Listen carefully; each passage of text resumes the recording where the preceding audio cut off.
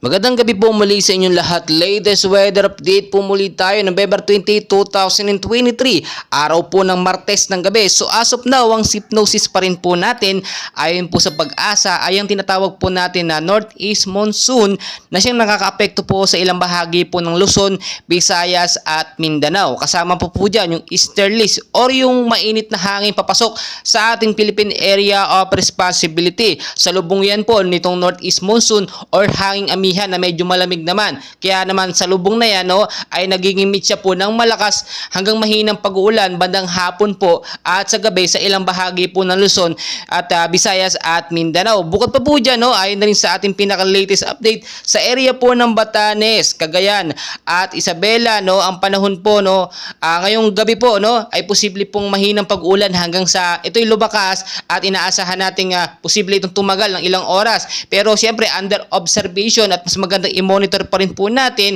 ng live para makita po natin yung lagay ng panahon. Sa area naman po ng Aurora, Quezon, Bicol Region, Eastern Visayas, Dinangat Island, Surigao del Sur at Surigao del Norte po maulap pa rin po ang panahon dyan at posibleng umulan po ngayong gabi. So mag-ingat po yung mga papauwi galing trabaho, yung galing eskwela, i-ready po ang mga payong jacket o kaya naman po kapote. So sa area naman po ng Ilocos Region, Cordillera at yung lugar po na yan sa Cagayan Valley, posible pa rin pong mahinang pag-uulan hanggang sa malakas ngayong gabi. So ganun pa rin po, mag-ingat yung mga uuwi galing eskwela at yung galing trabaho, i-ready po ang mga payong jacket o kaya naman po kapote in case magkaroon ng malakas sa pag-uulan. Sa Metro Manila naman, sa may bandang Luzon area, South Luzon, North Luzon, expect po natin posible pong magkaroon ng mahinang pag-uulan ngayong gabi dahil nga po sa tinatawag natin na easterlies at Northeast Monsoon na nakaka-apekto po dyan ngayon. So as of now, wala po tayong bagyo or mga active LPA pa na binabantayan. Yung binabantayan po natin na active LPA,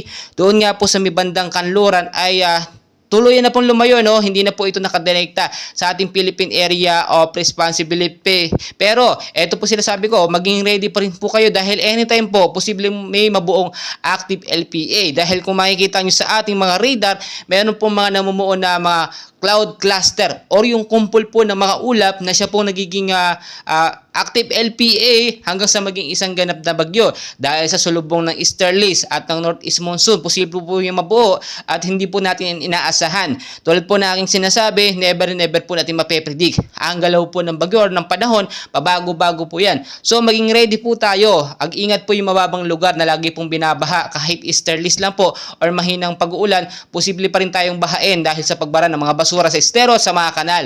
Ingat din po yung mga landslide prone area sa matataas na lugar. Paulit-ulit ko po sinasabi na maging ready po kayo dyan, maging alerto po kayo dahil sa paglambot ng lupa, yung po yung magiging main cause ng landslide, At tulad na aking sinasabi, walang bagyo pero dapat maging I am ready tayo sa bawat oras at sa bawat posibilidad dahil nga mahirap malaman ng lagay ng panahon, pabago-bago po yan, hindi na po natin minsan na monitor on time pero ginagawa po natin yung best natin para kayo ma-update sa lagay po ng ating panahon. So ako po nakikiusap, huwag pong kalimutan mag-like and subscribe and pahit na rin po ng notification bell para updated kayo sa ating daily weather updates. Maraming salamat po sa inyong lahat.